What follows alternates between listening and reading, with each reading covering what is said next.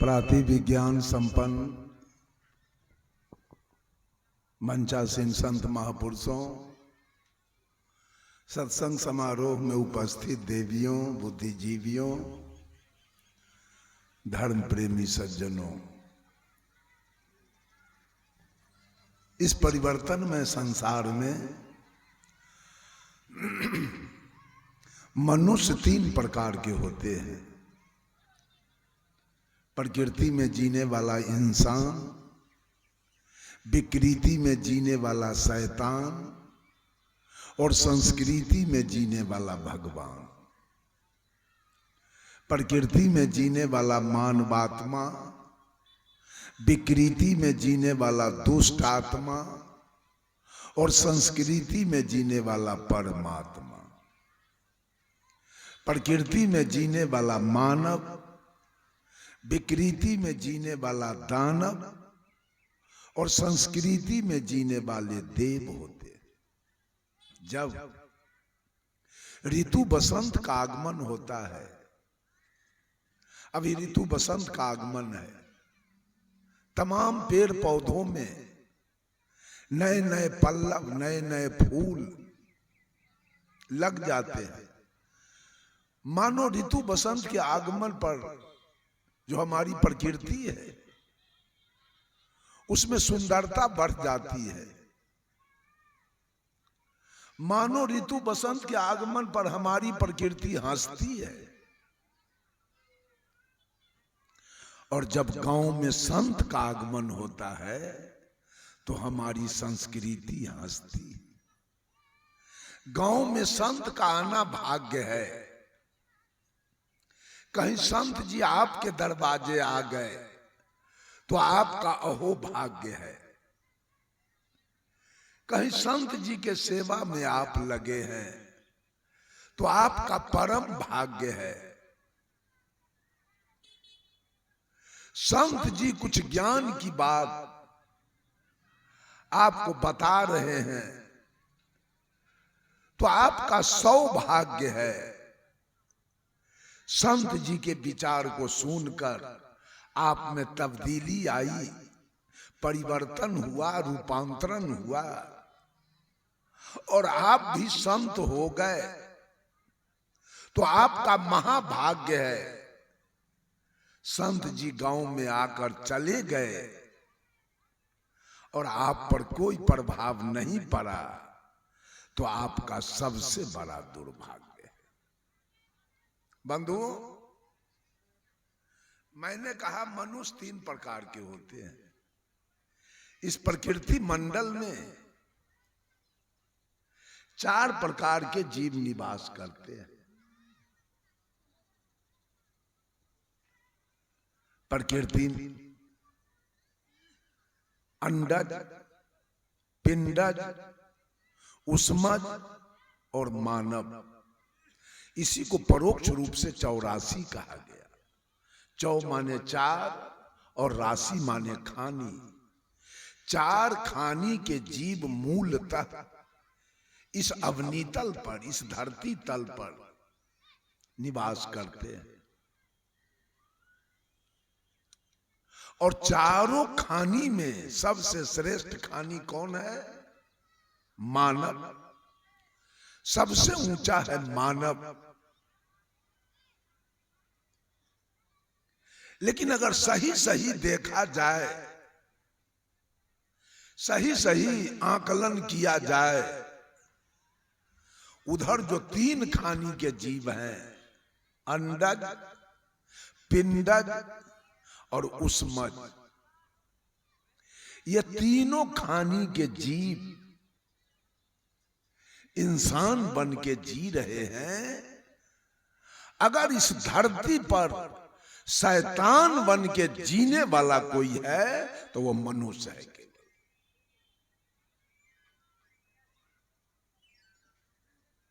मनुष्य मात्र शैतान बन के जी रहा है। मैं आपसे कहूं कि बाघ के सामने खरे दूध के तस्मई रख दिया जाए, पेड़ा रसगुल्ला दिया जाए खाने के लिए, काजू किशमिश बादाम दिया जाए और बगल में मांस रख दिया जाए, बाघ क्या खाएगा? क्या खाएगा? मांस खाएगा। इसलिए कि उसका धर्म है प्राकृतिक। धर्म दो प्रकार के होते हैं, एक प्राकृतिक और एक कृत्रिम। ये जितना रामानंदी या संत माता आर्य समाज देख रहे हैं सब कृत्रिम है। धर्म तो प्रकृति के द्वारा तय किया हुआ है। वो बाघ इंसान बन के जी रहा है, वो अनादिकाल से अपने इंसानियत पर चलता आ रहा है। वो भोजन के बिना मर जाएगा,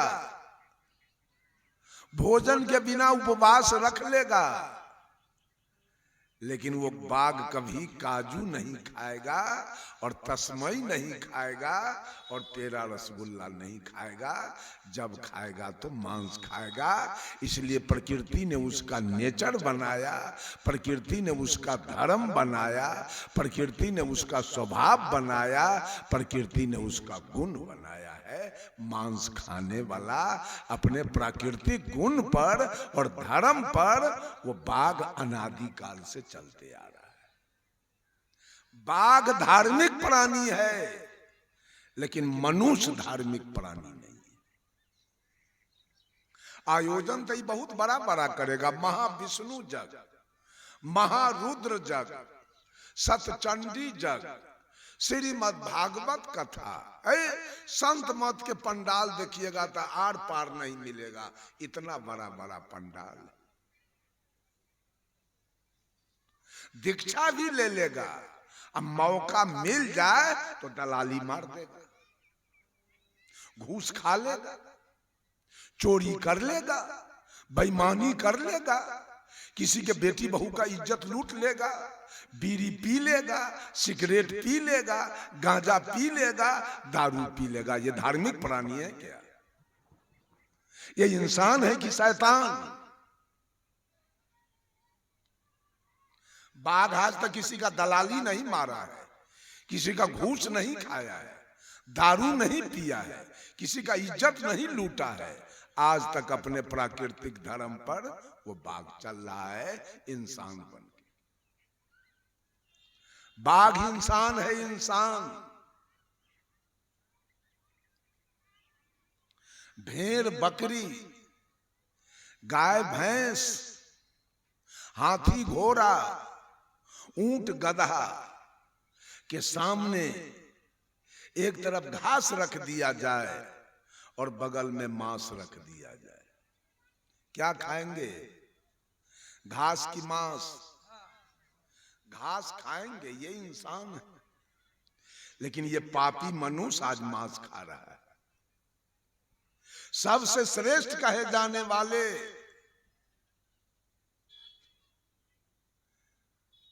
एक कबीरपंथी की बेटी, कबीरपंथी की बेटी का विवाह हो गया मांसाहारी परिवार में। किसी ने धोखा दिया, ठग दिया, मांसाहारी परिवार में विवाह हो गया। जब ये लड़की ससुराल गई तो इसके ससुर, भैंसुर, देवर मांस बनाने के लिए, मछली बनाने के लिए इस पर दबाव बनाया। ये तो नैहर में कभी बनाई नहीं, कभी खाई नहीं। ये कहा न मैं बना सकती हूं न मैं खा सकती हूं। तो ससुराल के लोग इसको प्रताड़ित करना शुरू किया, कोई गाली देवे, कोई मारे। अभी एकांत में बैठ के रोती थी, आखिर मेरे पिताजी मेरे भाई को क्या सूझा कि चंडाल के गले में लेके हमको बांध दिया। इतना लंबा जीवन हम इस चंडाल के साथ जिएंगे कैसे?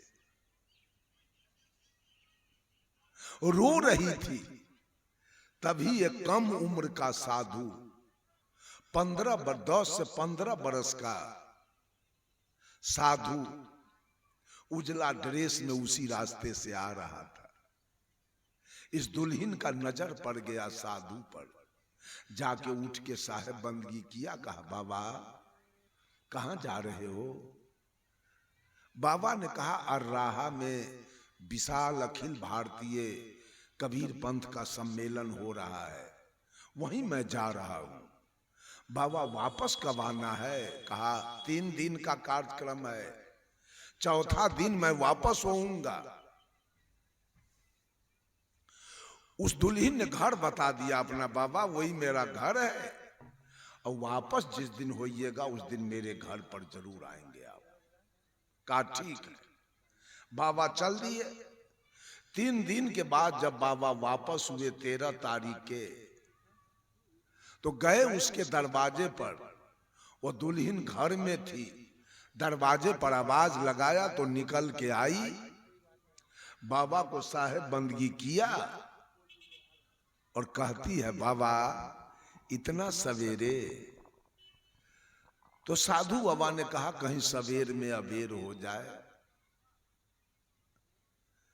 फिर साधु बाबा ने पूछा दुल्हन से, बोलिए सदगुरुदेव की जय। सब उठकर फिर साधु बाबा ने साहब जी का बंदगी करें। बोलिए सदगुरुदेव की जय, सदगुरुदेव की जय। साधु बाबा ने उस दुल्हन से पूछा कि दुल्हन